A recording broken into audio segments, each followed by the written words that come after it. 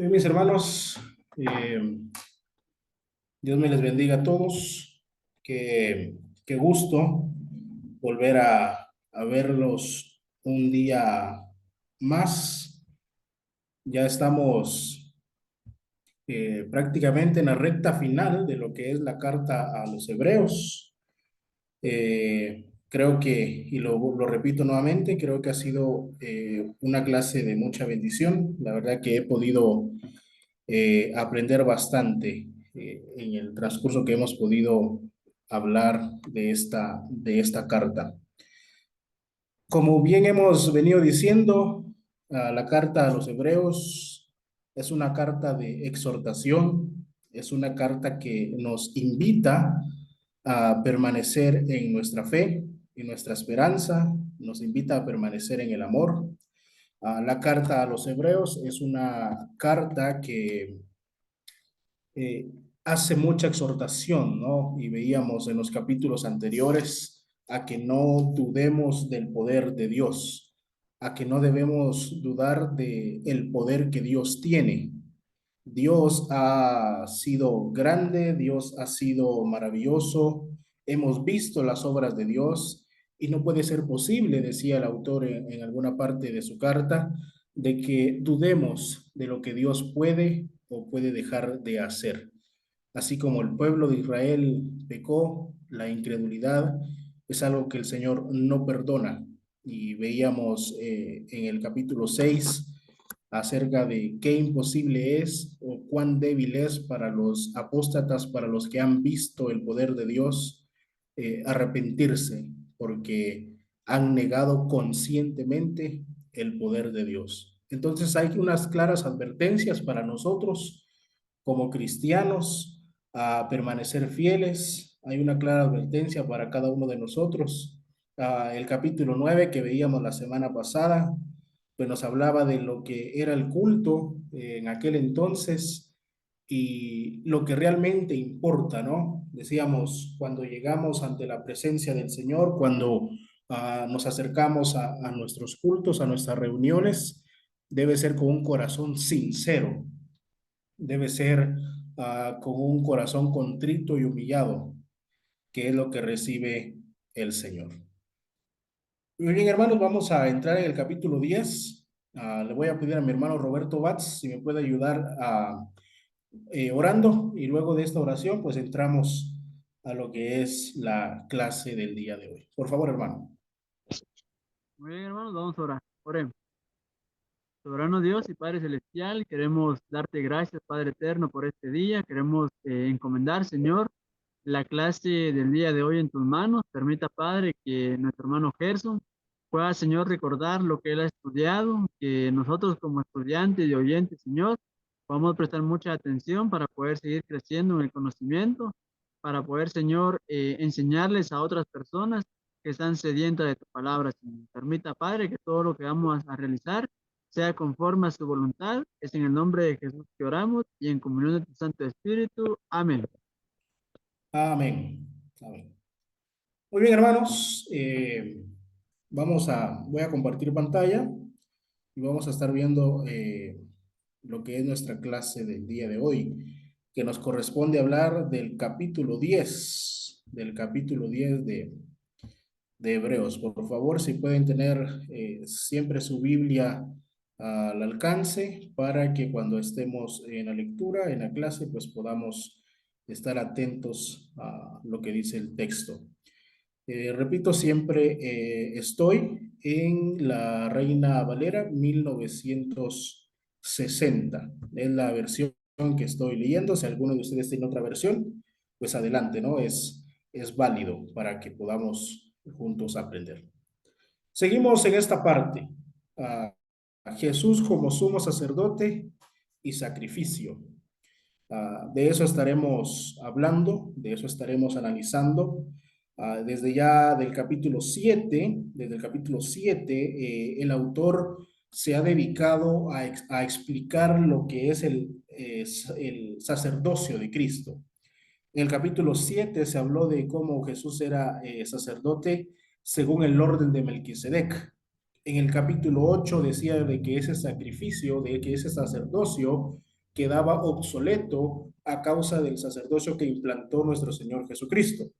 En el capítulo 9 se nos explicaba acerca de la ineficacia que tenía este sacerdocio, ya que los sacrificios que se ofrecían, pues no quitaban la culpabilidad de la conciencia. Entonces, seguían sintiéndose culpables, seguían sintiéndose mal, y Cristo cuando vino limpió las conciencias y hace que podamos servirle a Él con conciencias y corazones limpios. Pero entonces en el capítulo 10 seguiremos hablando de lo que es el sacrificio del Señor. Entonces, tenemos el sacrificio eficaz de Jesús.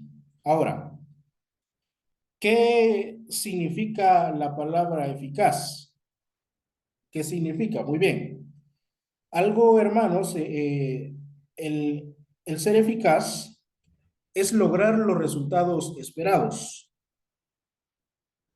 Note bien, ser eficaz es lograr los resultados esperados. Entonces, el sacrificio eficaz de Jesús, vamos a estar leyendo algunos versículos y pido, por favor, mi hermana Catherine, yo sé que usted maneja una nueva versión internacional, si me puede ayudar leyendo en primer lugar del versículo 1 al 4 del capítulo 10 para poder hablar de esto que vemos en la diapositiva acerca de las sombras de realidad. Por favor, hermana. Dice, la ley es solo una sombra de los bienes venideros y no de la presencia misma de estas realidades. Por eso nunca puede, mediante los mismos sacrificios que se ofrece sin cesar año tras año, hacer perfecto a los que adoran. De otra manera no habrían dejado ya de ser, perdón, no habrían dejado ya de serse sacrificios, pues lo que rinde culto purificados de una vez por todas, ya no se habría sentido culpable de pecado, pero esos sacrificios son un recordatorio anual de los pecados, ya que es imposible que la sangre de los toros y de los machos cabríos quiten los pecados. Excelente, hermana, muchas gracias. Note usted lo que dicen estos cuatro primeros versículos, porque la ley era la sombra de los bienes venideros. Por eso el sacrificio eficaz de Jesús, resultados esperados. La ley solamente era una sombra de lo que había de venir. Se realizaban muchos sacrificios en aquella época, en esa era del sacerdocio levítico, pero eso simplemente era una sombra de lo que había de venir. Ahora, note usted, porque nunca puede, por los mismos sacrificios que se ofrecen continuamente cada año, hacer perfectos a los que se acercan. Entonces notemos,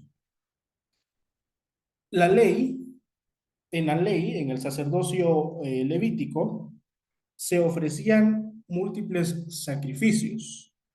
Con Cristo solamente se ofreció uno solo. Al momento de que en el sacerdocio levítico se hacían demasiados sacrificios continuamente, no hacían perfectos a los que se acercaban. Caso contrario a lo que sucedió con Cristo. Con Cristo sí se obtuvo la perfección. Entonces, la ley, este sacerdocio, simplemente fue la sombra de la realidad de lo que había de venir y esto se cumplió cuando Cristo vino e implantó su nuevo sacerdocio. De otra manera, dice el versículo 2, y ahora leo en la Reina Valera 1960. De otra manera, cesarían de ofrecerse, pues los que tributan este culto limpios una vez, no tendrían ya más conciencia de pecado. Pero en estos sacrificios, cada año se hace memoria de los pecados. Entonces, supongamos que nosotros vivimos en la época del sacerdocio levítico, aún estamos bajo la ley. ¿Qué haríamos continuamente cada año recordar nuestros pecados y sentirnos culpables del pecado que estamos cometiendo, sentirnos indignos por el pecado que nosotros cometemos, porque los sacrificios de aquel entonces solamente limpiaban lo externo, pero no limpiaban lo interno de la mente y el corazón. Si estos sacrificios hubiesen quitado la culpabilidad del pecado, entonces no tendría por qué haberse ofrecido Cristo en sacrificio. Sin embargo, estos sacrificios no quitaban absolutamente nada de lo interno. Por eso, todos estos sacrificios eran una sombra de lo que había de venir. Ahora, leamos del versículo 5 al 10. Y dice, por lo cual, entrando en el mundo, dice, sacrificio y ofrenda no quisiste, mas me preparaste cuerpo. Holocaustos y expiaciones por el pecado no te agradaron. Entonces dije, he aquí que vengo, oh Dios, para hacer tu voluntad, como en el rollo del libro está escrito de mí, diciendo primero, sacrificio y ofrenda y holocaustos y expiaciones por el pecado no quisiste, ni te agradaron, las cuales cosas se ofrecen según la ley. Y diciendo luego, he aquí que vengo, oh Dios, para hacer tu voluntad, quita lo primero para establecer lo último. Dice el verso 10, en esa voluntad somos santificados mediante la ofrenda del cuerpo de Jesucristo, hecha una vez para siempre. Ahora, estos versículos son muy interesantes y note usted lo que la cita que se está haciendo en este pasaje.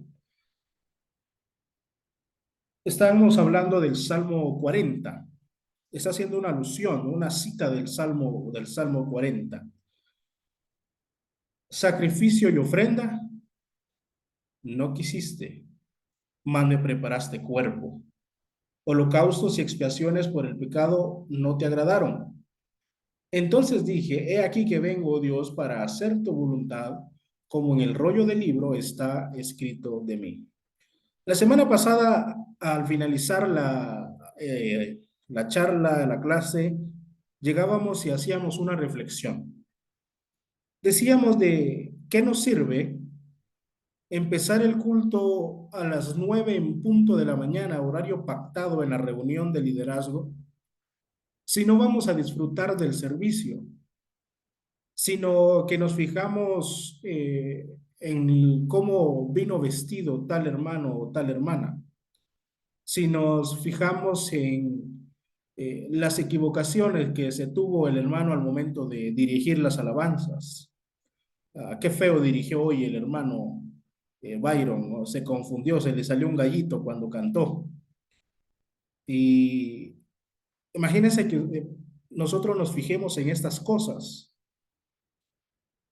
No es eso por lo que nosotros vamos a la reunión el día domingo. No nos vamos a fijar cuántos gallitos se le salen a los hermanos al momento de cantar. Por eso dice este pasaje, ¿no? Y vamos a hacer una reflexión de ello. Sacrificio y ofrenda no quisiste. Note usted, sacrificio y ofrenda no quisiste. Hermano, es que yo me levanto todos los domingos a las 5 de la mañana para dejar hecho el almuerzo, para que cuando vengamos de la reunión ya esté todo listo y podamos disfrutar en familia. Es un sacrificio el que yo hago para poder estar con el Señor. Está bien, es un sacrificio, pero cuando llegó a la reunión, lo primero que hizo fue quejarse, ¿no? De cómo estaban ordenadas las sillas. Esos sacrificios entonces no le agrada al Señor, porque lo hizo, pero cuando está adelante en la comunión con sus hermanos, lo que hay son quejas. Ofrenda, vamos y vamos a decir, voy a ofrendar $200. $200 voy a ofrendar en este día domingo, pero luego ¿cómo estamos ofreciendo ese dinero? ¿Cómo lo estamos dando? ¿Cómo lo estamos ofreciendo al Señor? El Evangelio de Mateo dice, si tienes algo con tu hermano y tienes una ofrenda en el altar, déjala ahí, ve y reconcíliate con tu hermano. Luego de que te hayas reconciliado, entonces regresa y entrega tu ofrenda. Sacrificio y ofrenda no quisiste. Al Señor, hermanos, al Señor no le interesa si ofrendamos $100, $200 cada día domingo. Al Señor no le interesa si nos levantamos a las 5 o a las 8 de la mañana todos los domingos para estar a tiempo en la reunión. Al Señor le interesa con el corazón sincero con el que nosotros lleguemos. Al Señor le interesa ese corazón contrito y humillado con el que nosotros nos acercamos cada día que tenemos reunión y en cualquier momento del día de nuestra vida que nos acercamos ante la presencia del Señor. Vivimos continuamente delante de la presencia del Señor. El velo fue rasgado, fue quitado y se nos ha permitido que ahora nosotros ya no tengamos que ir a un tabernáculo y entrar hasta el lugar santísimo para encontrar la presencia del Señor, sino que ahora el Señor ha depositado su Espíritu Santo en cada uno de nosotros y nosotros gozamos de la presencia del Señor.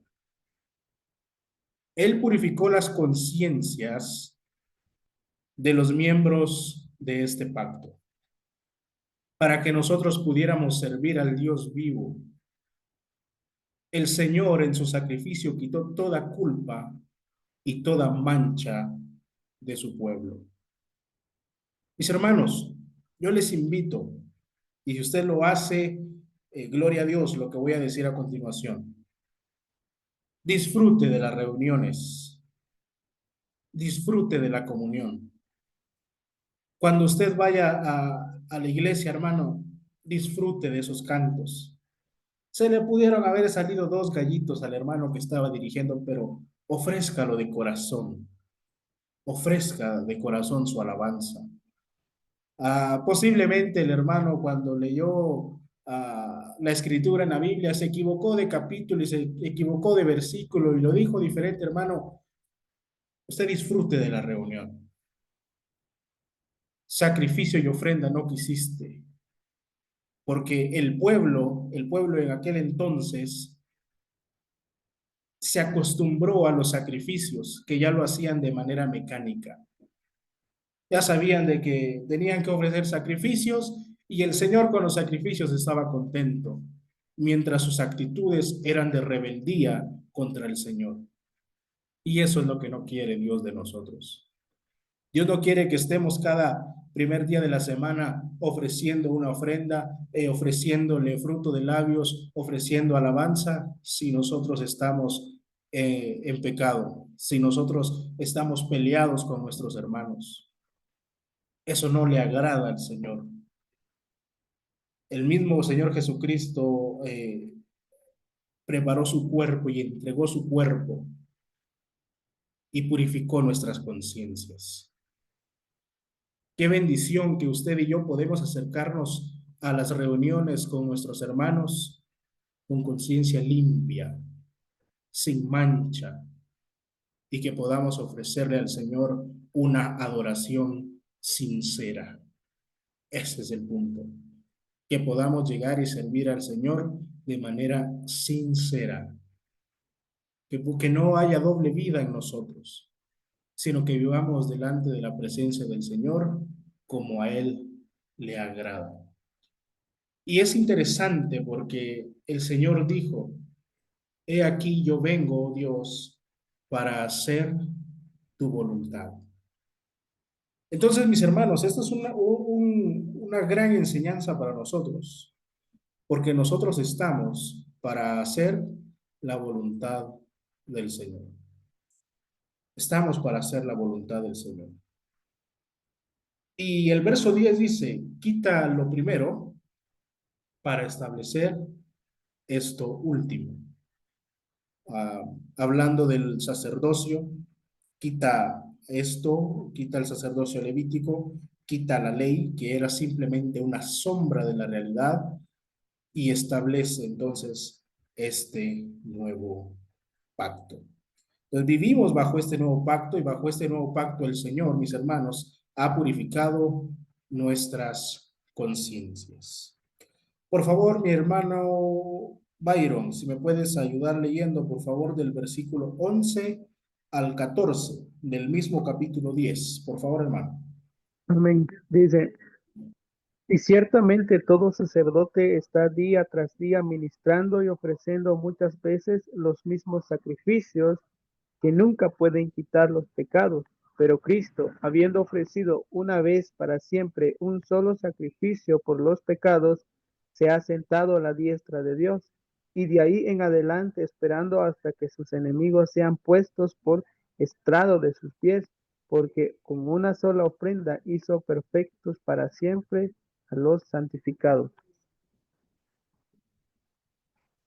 Gracias, hermano. Jesucristo entró en un periodo de descanso después de cumplir su obra, así como Dios reposó de sus labores una vez terminada su obra de creación, ¿no? Si recordamos el Génesis dice que después de que el Señor hizo todo, ¿qué hizo en el séptimo día? Descansó, descansó de su obra. ¿Qué hizo Jesucristo cuando finalizó con su obra? Cuando se ofreció en sacrificio, cuando resucitó. ¿Qué nos ha dicho muchas veces el autor de los Hebreos? Que Jesucristo se sentó a la diestra de la majestad de Dios. Entonces, cuando Cristo termina con su sacrificio, termina con esa labor terrenal, Él entró en un periodo de descanso.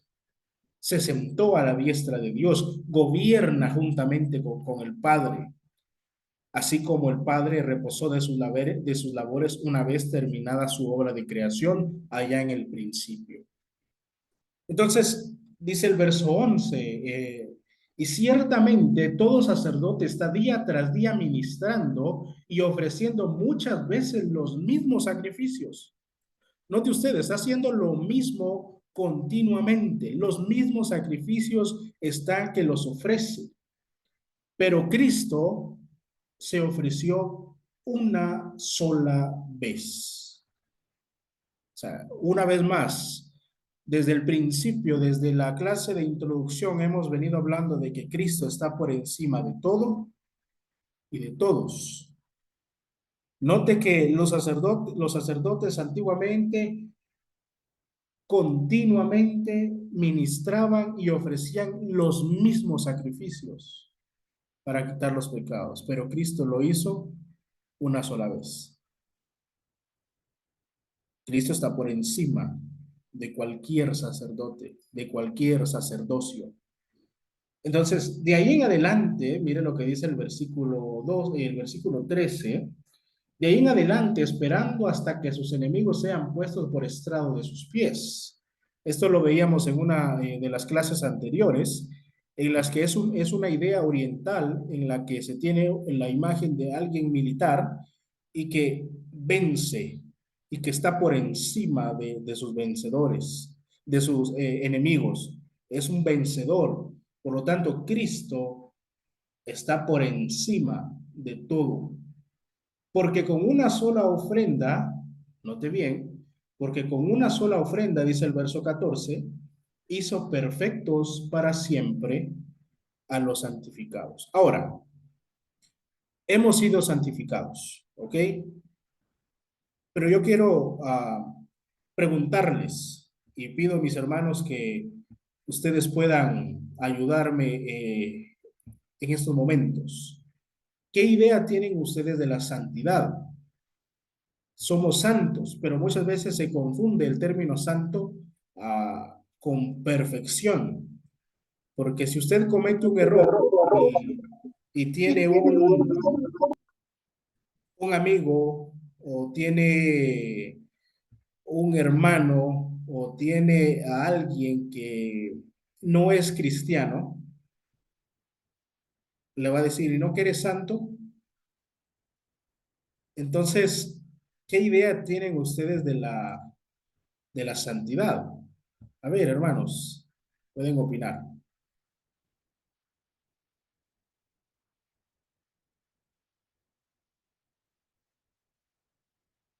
Nuestra hermana Reina, Buenas noches, hermano, bendiciones. bendiciones, hermano. Bueno, para mí, hermano, la santidad es estar apartado, estar en consagración y en total entrega, en una purificación constante, para así poderse presentar en todo momento sin ningún problema, ya sea en oración o en cualquier otro servicio a Dios. Ok, entonces, hermana, me decía que la santidad implica estar consagrado. Amén. Ok. ¿Alguien más? Santo. Hermano Jorge. Buenas noches, ¿me escuchan, hermano? Adelante, hermano. Lo escuchamos Ok. bien. Bueno, la santidad es la plenitud de la vida cristiana que consiste en unirse a Cristo cuando fuimos bautizados y aprendemos a vivir ya como hijos de Dios con la gracia del Espíritu Santo y viviendo para alcanzar la perfección de la vida cristiana, para estar más apegado a Cristo y hacer la voluntad de Dios. Gracias, hermano. Es la plenitud en la que debe vivir el cristiano. ¿Ok? Una opinión más, hermanos, por favor. ¿Alguien más?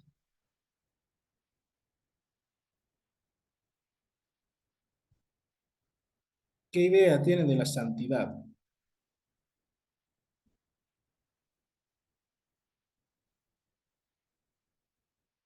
Hermana Mayra, vamos a preguntar entonces ya ah, personalmente. Hermana Mayra, ¿qué es la santidad para usted, hermana?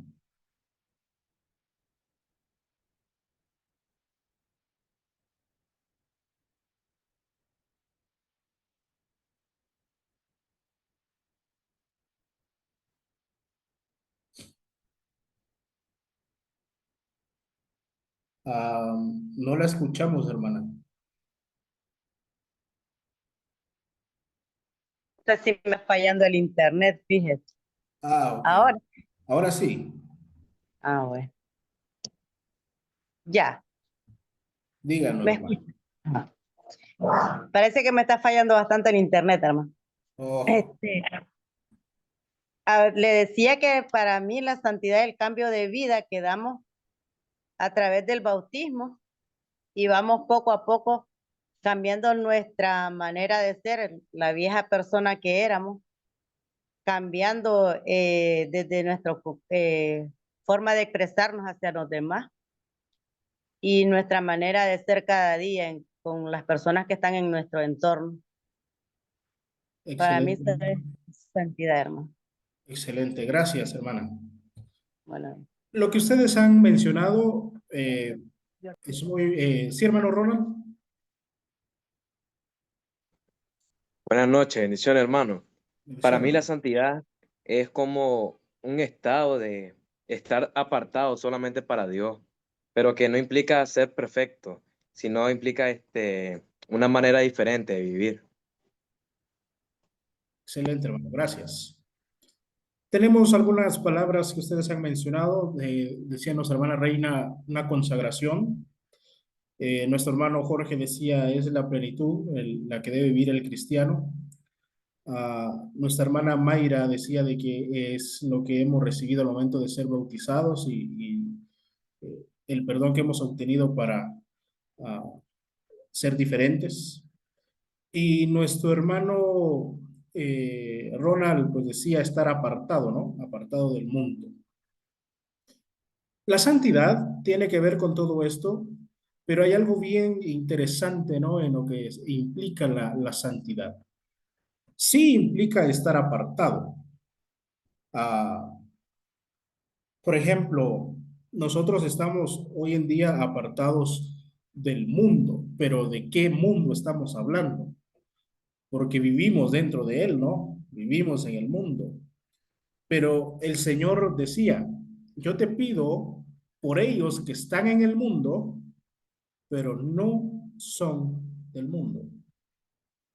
Ahora, la idea de la santidad, más allá de un apartado, también tiene que ver con una palabra, note usted, diferente. Los que estamos acá, estamos en este mundo y debemos ser entonces diferentes. Diferentes a cómo actúa este mundo terrenal. Diferentes a los que viven como tal en el mundo carnalmente.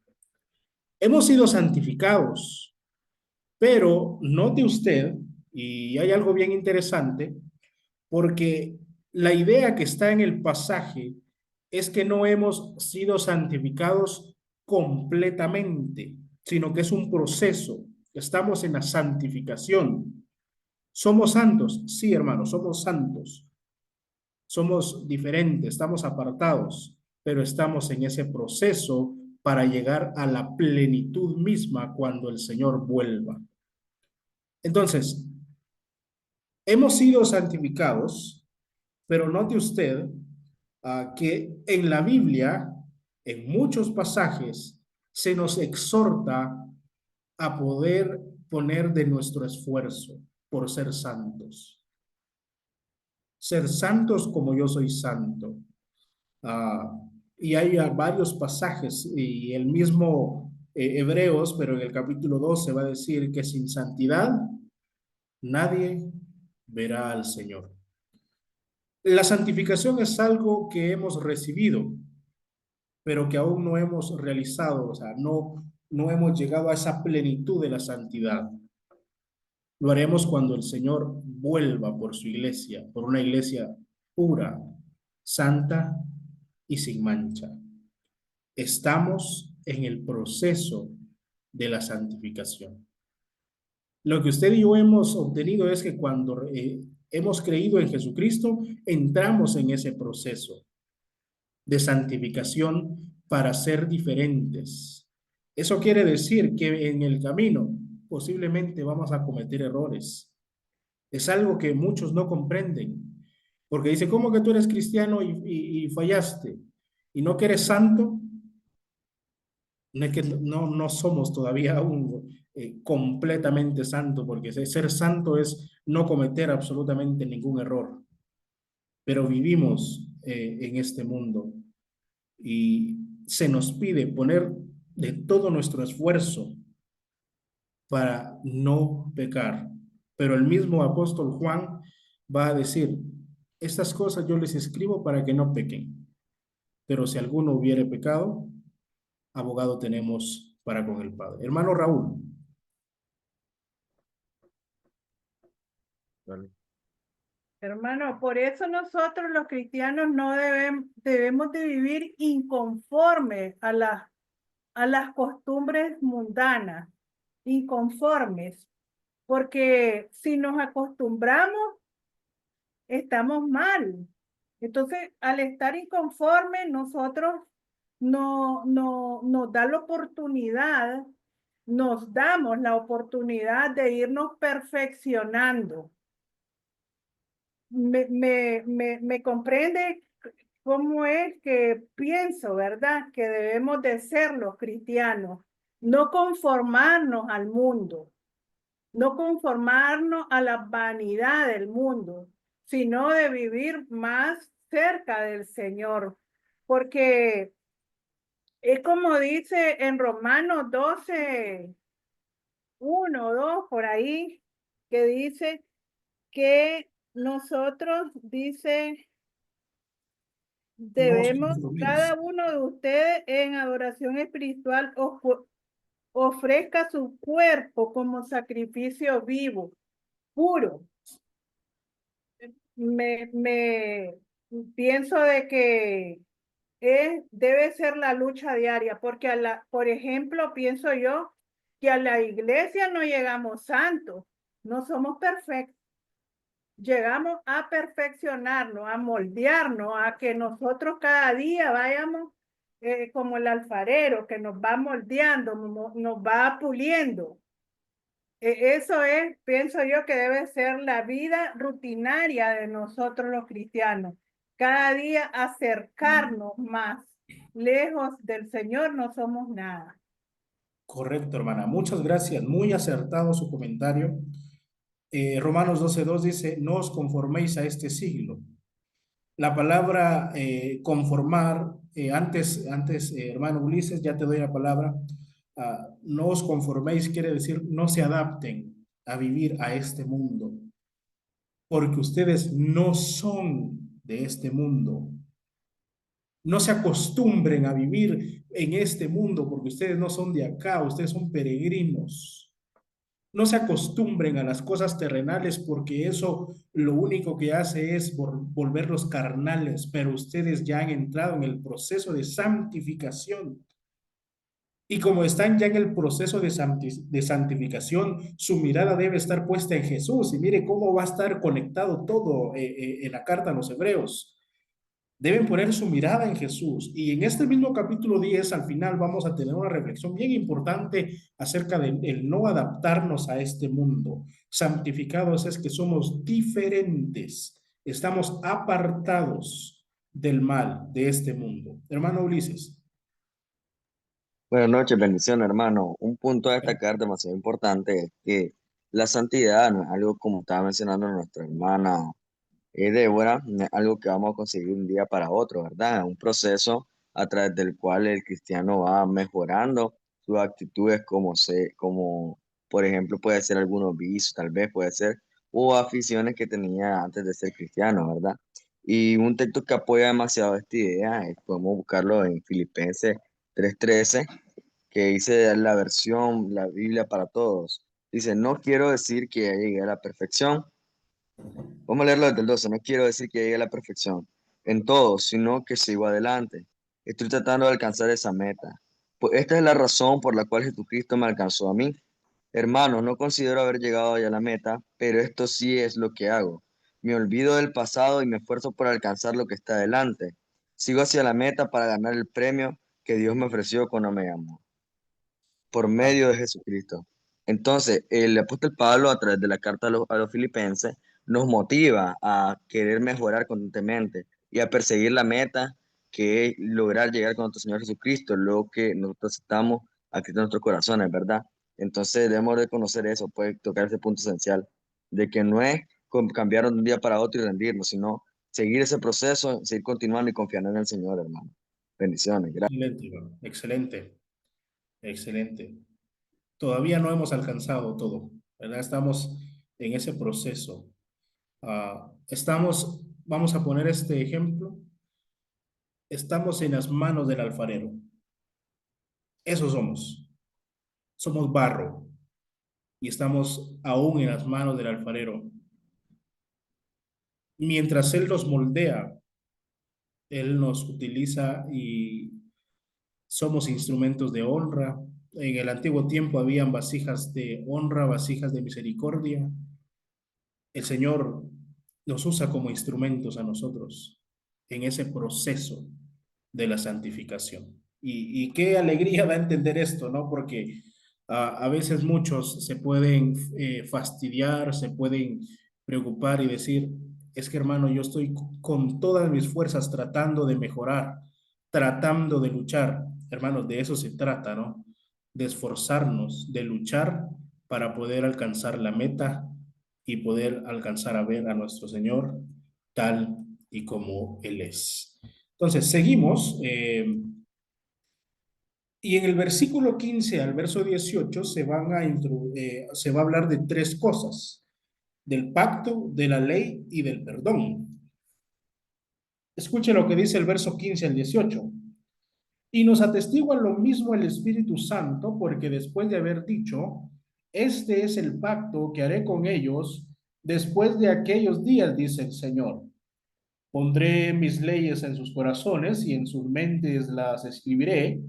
Y añade, y nunca más me acordaré de sus pecados y transgresiones. Pues donde hay remisión de estos, no hay más ofrenda por el pecado. La remisión de pecados consiste, hermanos, en que Dios perdona a los pecadores en base al sacrificio de Cristo y nos acepta como hijos e hijas que nunca pecaron. Mire qué interesante. Eso lo hablábamos la semana pasada. Ahora, cuando alguien se arrepiente y entra a las aguas del bautismo, es como en automático el Señor dice, ok, los pecados de esta persona son borrados y nunca más me vuelvo a acordar de ellos. Mencionaba lo que decía Miqueas, que el Señor agarra los pecados y los arroja al fondo del mar y nunca más se vuelve a acordar de ellos. Yo pude haber sido un gran borracho en mi vida pasada, pero el Señor de eso olvidó, eso lo borró cuando yo vine a obedecer el Evangelio a través de las aguas del bautismo. Cristo nos ha limpiado de nuestros pecados y el Señor nos ha perdonado gracias al sacrificio del Señor y nos ha aceptado como hijos e hijas, como que si nunca hubiesen pecado. Lo que el hombre era incapaz de hacer debido a su pecado y a la maldición de la muerte y a su propia incapacidad para obedecer la ley de Dios, Cristo lo vino a hacer. Cristo quitó la maldición y vivió una vida de obediencia perfecta cuando estuvo en la tierra. Entonces el hombre por sí solo es incapaz de borrar sus pecados. Los sacrificios no pudieron hacerlo. Tuvo que venir Cristo y hacerlo para que el Señor olvidara por completo nuestros pecados. El pacto que se hizo, el nuevo pacto, se ha puesto la ley en el corazón de cada hombre y en cada mente de las personas están escritas las leyes de Dios. Mire qué interesante es esto, porque yo estuve el año pasado, a inicios de año, en el Perú, y estaba precisamente en las ruinas de los incas, en todo lo que tiene que ver con la parte de los incas, y ellos tenían la idea de una deidad,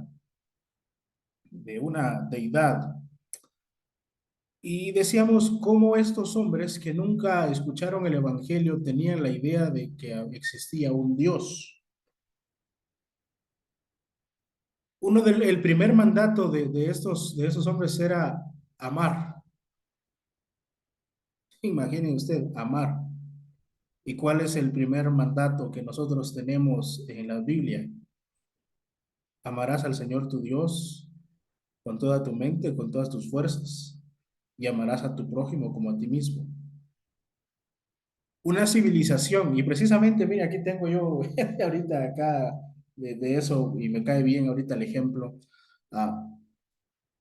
¿Cómo ellos sabían si nunca se les predicó el evangelio de que el primer mandato era amar? El pasaje es claro y dice que el Señor ha escrito en el corazón y en las mentes de los hombres de que existe un Dios. No hay quien hoy en día pueda negar, hermanos, la existencia de Dios. No hay quien lo pueda hacer. Ahora que nosotros hemos venido a la presencia de Dios, Cristo ha borrado nuestros pecados a través de su sacrificio y estamos delante de la presencia de Dios como hombres y mujeres que nunca han pecado. Siéntase dichoso, sintámonos privilegiados, sintámonos alegres, sintámonos gozosos por lo que el Señor ha hecho y ofrezcamos entonces un sacrificio y una ofrenda sincera por lo que el Señor ha hecho. Imagínese, hermano, cuán malos hemos sido, cuántos pecados hemos cometido, para que el Señor en su gracia y misericordia no se acuerde de lo que nosotros hemos hecho, para que el Señor en su gracia y misericordia ni siquiera tome en cuenta nuestros pecados anteriores. ¿Ha escuchado usted ese dicho? Yo perdono, pero no olvido. Eso no aplica para Dios. Eso no aplica para Dios. Dios perdona y aparte de que perdona, olvida. Olvida el pecado que ha cometido el hombre. Por eso, hermano, por eso es que el autor nos invita a que nos acerquemos a Dios confiadamente y ofrezcamos una adoración sincera. Que en los días domingos, cuando usted diga cuán grande es Dios en esa alabanza, usted lo diga con corazón sincero. Que si usted quiere llorar en la alabanza, hermano, llore si quiere. Llore si usted desea cerrar sus ojos, hermano, ciérrelos y concéntrese en su adoración con Dios. Porque cuán grande ha sido Dios con nosotros. Cuán misericordioso ha sido el Señor con nosotros. Nos ha dado el perdón y nos ha quitado de la maldición de vivir en el pecado. Y Él espera que nosotros vivamos, así como Cristo, una vida en obediencia perfecta. Luego de que el autor viene hablando de esto, hermanos, del pacto, de la ley, del perdón que hemos obtenido, ahora va a entrar a una exhortación. Una vez más va a entrar a una serie de exhortaciones a partir del verso 19. Y dice: así que, hermanos, teniendo libertad, mire usted, libertad para entrar en el lugar santísimo por la sangre de Jesucristo, por el camino nuevo y vivo que Él nos abrió a través del velo, esto es de su carne, y teniendo un gran sacerdote sobre la casa de Dios, acerquémonos con corazón sincero, en plena certidumbre de fe, purificados los corazones de mala conciencia y lavados los cuerpos con agua pura. Mantengamos firme sin fluctuar la profesión de nuestra esperanza, porque fiel es el que prometió. Y considerémonos unos a otros para estimularnos al amor y a las buenas obras, no dejando de congregarnos como algunos tienen por costumbre, sino exhortándonos, y tanto más cuanto veis que aquel día se acerca. Mire la exhortación entonces que hace el autor ahora en estos pasajes. Y inicia en el verso 19 diciendo: ahora nosotros tenemos libertad para entrar en el lugar santísimo. En los capítulos anteriores hemos visto quiénes eran los que podían entrar al lugar santísimo. Solamente el sumo sacerdote. ¿Cuántas veces podía entrar al año? Una sola vez. Pero ahora mire lo que dice este pasaje. Ahora tenemos libertad para entrar en el lugar santísimo por la sangre de Cristo. Gracias al sacrificio del Señor. Y tenemos a un gran sacerdote sobre la casa de Dios. Y como tenemos a un gran sacerdote que es el mediador entre Dios y nosotros, acerquémonos con un corazón sincero. Mire una vez más. Acerquémonos con corazón sincero, en plena certidumbre de fe. Ahora, en el capítulo 11, mire qué interesante es esto, porque en el capítulo 11 se va a hablar de la fe. Ahorita el autor solo nos va a dar unas pinceladas, pero en el capítulo 11 nos va a decir qué es eso de la plena certidumbre de fe. Purificados los corazones de mala conciencia y lavados los cuerpos con agua pura. Luego el verso 23, mantengamos firmes sin fluctuar la profesión de nuestra esperanza.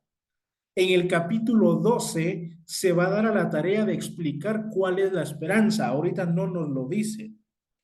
Y luego en el versículo 24 dice: y considerémonos unos a otros para estimularnos al amor y a las buenas obras. Y va a ser en el capítulo 13 que el autor hable a detalle de cómo amar y cómo hacer buenas obras. Entonces, ahorita en clases pasadas hablamos de que el autor tiene 3 puntos importantes en su carta: fe, esperanza y amor. Estas 3 van juntas. Pero decían algunos autores que en las iglesias mayormente se habla de amor y de fe, y muy poco se habla de esperanza. Fe. Si yo le pregunto, hermano, ¿qué es fe? Rápido me van a dar la definición de Hebreos capítulo 11, versículo 6. Y me van a decir, hermano, es que sin fe es imposible agradar a Dios. O me van a decir la definición del verso 1, es pues la fe, la certeza de lo que se espera, la convicción de lo que no se ve. Si yo digo, hermano, ¿y qué es amar? Rápidamente vamos a decir, pues es amar al Señor nuestro Dios con todo nuestro corazón, con toda nuestra mente, con todas nuestras fuerzas. Pero si yo le pregunto, hermano, ¿y qué es la esperanza? Uno puede decir, bueno, lo que nosotros esperamos, ¿no? Valga la redundancia. Pero ¿qué es realmente la esperanza? Deberíamos nosotros en nuestras congregaciones, hermanos, tener presente estos 3 puntos siempre: amor, fe y esperanza. ¿Cuál es la esperanza que usted tiene? Yo se lo puedo decir: ver al Señor, regresar en esa nube y que como iglesia podamos ser llevados para vivir eternamente con Él. Yo es lo que espero, esa es mi esperanza. Yo guardo esa mi esperanza en Él. Entonces, ahorita no vamos a entrar en detalle de lo que es fe, de lo que es esperanza, de lo que es amor, pero el autor se va a dedicar a ello en los próximos 3 capítulos finales de la carta. Pero dice, no se dejen de congregar. No se dejen de congregar. ¿Recuerda usted que hablamos en el capítulo 6 que los apóstatas se alejaban de Dios y era muy complicado para ellos arrepentirse, que era prácticamente imposible para ellos arrepentirse? Pues el primer síntoma de los incrédulos, ¿sabe cuál es? Dejar de congregarse. Hermanos, tengamos cuidado porque puedo faltar el día domingo. Ay, hermano, es que amanecí enfermo. Y el próximo domingo vuelvo a faltar. Es que, hermano, me sentía un poquito mal. Esos 2 domingos se van a convertir en 3 y en 4. Hermano, es que tenía que ir a visitar a mi familia y mire que hace rato no lo veía y entonces fui. Ya se convirtió en el 5.º domingo. Hermano, es que fíjese que me salió un contratiempo y no podía hacerlo otro día más que solo el domingo, porque solo domingo tenía tiempo. Hermanos, cuidado al dejar de congregarnos. Al dejar de congregarnos, nos podemos enfriar. Y si nos enfriamos, nos vamos a alejar. Y ya con 2, 3, 4 domingos que faltó, después le va a ser indiferente. Ya falté 4 domingos. ¿Qué impide que falte un 5.º? O que falte un 6.º domingo. Y así, hermanos, se puede alejar uno del Señor. ¿Ha conocido usted casos? Yo sí. De hermanos que faltaron un domingo, 2 domingos, 3 domingos, y hoy en día ya no se congregan. No dejemos de congregarnos, como algunos tienen por costumbre, sino que exhortémonos tanto más que vemos que el día se acerca. Y esto es lo que decíamos, la tríada de lo que se habla: fe, esperanza y amor. Y se destaca claramente en estos versículos 22, 23 y 24. Pero decíamos que en el capítulo 11 va a detallar lo que es fe, En el capítulo 12 va a hablar lo que es la esperanza.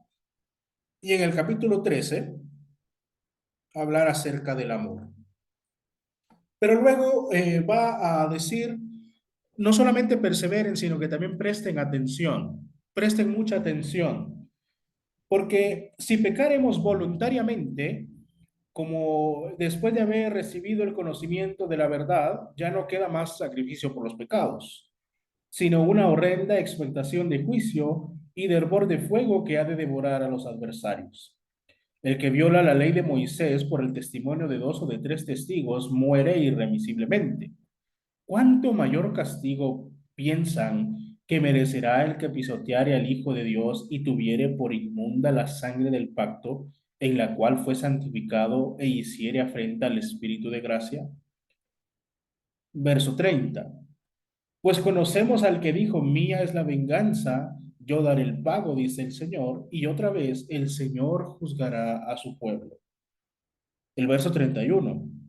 Horrenda cosa es caer en manos del Dios vivo. Traed a la memoria los días pasados en los cuales, después de haber sido iluminados, sostuvieron gran combate de padecimientos. Por una parte, ciertamente, con vituperios y tribulaciones fueron hechos espectáculo, y por otra llegasteis a ser compañeros de los que estaban en una situación semejante. Porque de los presos también se compadecieron, y el despojo de vuestros bienes sufristeis con gozo, sabiendo que tenéis en vosotros una mejor y perdurable herencia en los cielos. No perdáis, pues, vuestra confianza, que tiene grande galardón, porque os es necesaria la paciencia, para que, habiendo hecho la voluntad de Dios, obtengáis la promesa. Porque aún un poquito, y el que ha de venir vendrá y no tardará. Mas el justo vivirá por fe, y si retrocediere, no agradará a mi alma. Pero nosotros no somos de los que retroceden para perdición, sino de los que tienen fe para preservación del alma. Entonces, en estos últimos pasajes, el autor va a decir, perseveren, no se dejen de congregar, amen a sus hermanos, amen a sus enemigos, tengan fe en el Señor, esperen en el Señor, porque miren lo que le sucedió a los del pueblo de Dios en el pasado. Presten atención a lo que sucedió en el pasado. Y ese pasaje del verso 31 es fuerte. Horrenda cosa es caer en manos del Dios vivo. ¿Qué pasó con el pueblo de Israel cuando empezó a dudar del Señor? ¿Entraron en el reposo? No entraron. Dijo el Señor, vagarán por el desierto 40 años y no entrarán en el desierto. Ninguno de esta generación. Horrenda cosa es caer en manos del Dios vivo. Tráiganle, decía el autor, a la memoria lo que sucedió en los días pasados. Ustedes aún, les dice el autor a ellos, ustedes aún no han llegado hasta la sangre. Ustedes han enfrentado padecimientos, tribulaciones, pero me encanta el verso 34 porque dice, pero ustedes se han despojado de sus bienes y lo sufrieron con gozo, sabiendo que ustedes tienen una mejor herencia en los cielos. Y aquí está lo que decía nuestra hermana Débora. No nos acostumbremos a este mundo, no nos aferremos a este mundo porque tenemos una mejor herencia en el cielo. No nos acostumbremos a las cosas terrenales porque tenemos un grande galardón en el cielo. Dice que el Señor ha de venir, vendrá y no tardará.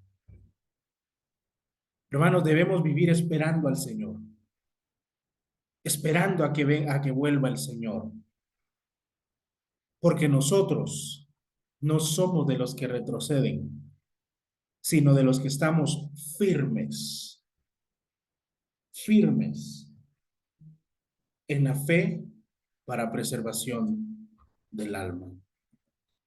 Nuestras posesiones tienen valor para nosotros. Y por cierto que damos a conocer nuestra infelicidad cuando alguien nos las quita. ¿Quién no se siente mal cuando si a alguien lo han asaltado y le quitan su teléfono?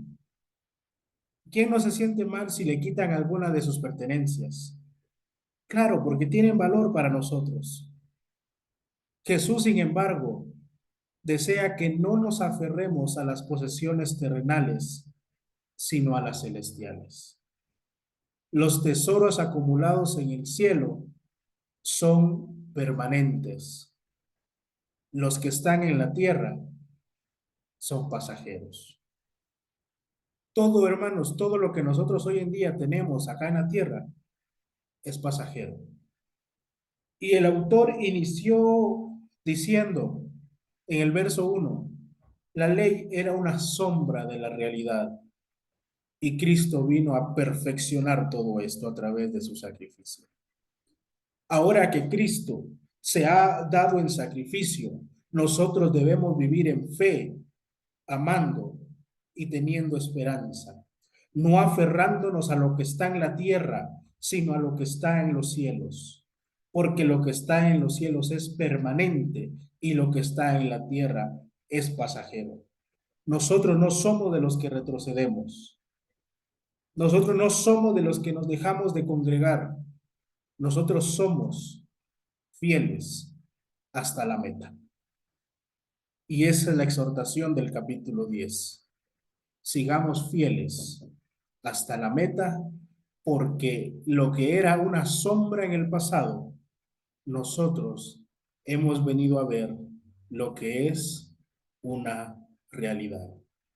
Ahora con libertad nos podemos acercar ante el trono de Dios. Con libertad podemos llegar con un corazón sincero, darle una ofrenda grata al Señor y que el Señor se sienta agradado con nuestra alabanza y ofrenda. Qué interesante lo que nos habla el capítulo 10, porque nos dice lo que antes era una sombra, ahora es una realidad, y ahora nosotros podemos acercarnos a Dios con corazón sincero, con fe, esperanza y amor.